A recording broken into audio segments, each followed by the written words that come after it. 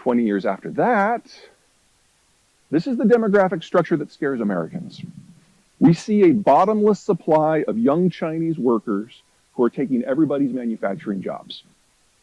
This is also the demographic structure that excites the Chinese Politburo, because they see it as a bottomless supply of young Chinese consumers remaking global norms. We're both right. We were both right, past tense, because this is 20 years ago.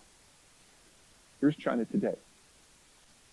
Now, this is according to data from January of 2020. At that point, China was already the fastest aging society in human history, and it was aging towards oblivion at a rate we couldn't even consider possible until 10 years ago. According to this data, China by the year 2100 will have less than half the population it has today. Since then, the Chinese have started releasing bits and pieces out of their 10-year census. They now believe that they've overcounted their population in excess of 100 million people. The best guess that we have from what they have chosen to share is that the yellow bars don't even exist. If this is true, China's population will drop by half by 2050. Most of us are going to live to see the end of the Han ethnicity, much less the People's Republic. The question is, how does it go out? That's only one reason I'm really not bullish about the Chinese system. Now, this is completely overcomplicated graphic is global oil flows. The thicker the bar, the more oil that is going on the tanker route. The one that matters of course, is right here. The Chinese import over 80% of their oil needs, and about 85% of that comes from the Persian Gulf. It is the single most exposed trade route on the planet. Now, the Chinese do have a lot of ships. Most of them would fit on this stage. They're itty-bitty. Only about 10% of the Chinese ships can actually sail more than 1,000 miles from a friendly port, and the Chinese have no friendly ports outside of the PRC, which means they can't patrol that trade route. In the case of a war, a real war, the countries that have the capacity to destroy China as a modern industrialized country include, but are not limited to, India, Singapore, Thailand, Malaysia, Indonesia, Australia, Taiwan, the United States, and Japan. You put 2 destroyers in the Indian Ocean, 3 months later, the trucks stop running, 6 months later, the lights go out, and a year after that, they lose 500 million people from famine. The Chinese are utterly dependent on the world that the United States maintains in a globalized fashion. We go home, it ends. We are the single greatest ally and empowerer of today's China. And we've lost interest in globalization. There's a reason that the Chinese are sounding really desperate and really belligerent and really bitter. They know it's almost over. I'll give you an idea of just how vulnerable. The Aussies, great friends, great allies, right? We recently struck a deal to provide them with some very cool military equipment. Now, publicly, what everyone seems to grab onto are those nuclear submarines, and I don't mean to suggest that those aren't sexy pieces of equipment, but we're also giving them air-launched cruise missiles. Maximum range of the existing Australian fighter bomber fleet with these cruise missiles can reach here. If they just launch them from their own terrestrial airspace, it reaches here. There's the Strait of Malacca. The Australians, country of 30 million people, can now bring China to its knees. That's how vulnerable they are. So China has gotten interesting from my point of view. Chairman Xi has consolidated power unto his person to a degree that not even Mao attempted. It is a full cult of personality. He has executed or exiled or intimidated into silence everyone in the country who is capable of an independent opinion. And he has shot the messenger, sometimes literally, so many times that no one wants to bring him bad news.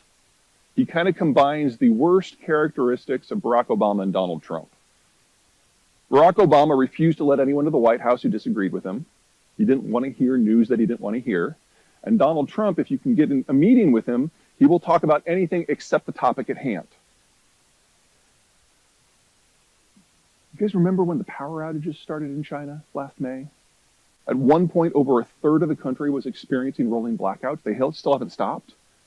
Best guess is that Chairman Xi was not aware of it until September. We didn't get a policy adjustment until November. No one wants to tell him bad news. This is not how a functional country works. We also know from countries like Chile and the UAE who have used the Chinese vaccine is that it's crap. It doesn't work against Alpha, much less Delta, much less Omicron. So China can never move away from a zero tolerance strategy because the healthcare impact upon the population would be crushing. Until such time that they say, oh yeah, we're going to bring in 3 billion doses from the United States, and do you think that's going to happen this year or next year or ever? They're stuck. And so we're seeing increasingly frequent lockdowns because Omicron is simply too contagious for a zero tolerance system to work. China is inadvertently breaking itself away from global manufacturing. And with a population that is physically incapable of mass consumption, exports are the only game in town. So if the Chinese system can't guarantee demographic survival or financial stability or an export market or even basic health, what's left? Food. For those of you who watch agriculture, which is probably nobody, this is a nice little shot from 2019. The Chinese are experiencing an outbreak of what is called African swine fever. It's kind of the pig equivalent of Ebola. It's really nasty. They culled over 2/3 of their herd. Pork plays a role in Chinese culture equivalent to hamburgers and steak and chicken and bacon and fish in this country. It is the protein everyone goes for. The Chinese swine herd is bigger than the rest of the world's combined, and they culled more pigs in China in the last 3 years than exist on every commercial farm in the rest of the world combined. They are now attempting to rebuild the herd because this is all they have left. And if you are going to raise 100 million pigs, you've got to feed them a lot quickly. So the Chinese are buying up every scrap of food they can find anywhere on the planet, even if it isn't normally designed for pigs.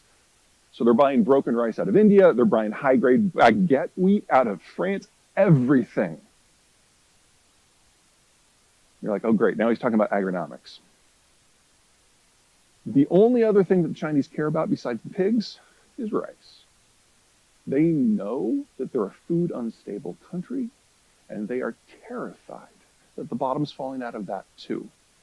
So they have recently criminalized the export of phosphate-based fertilizers.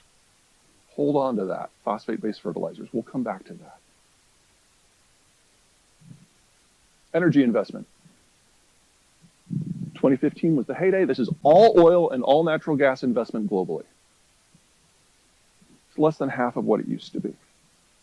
Back in 2015, a narrative took place in London and Tokyo and Wall Street that fossil fuels are done. Why would you invest in an industry that is dying? The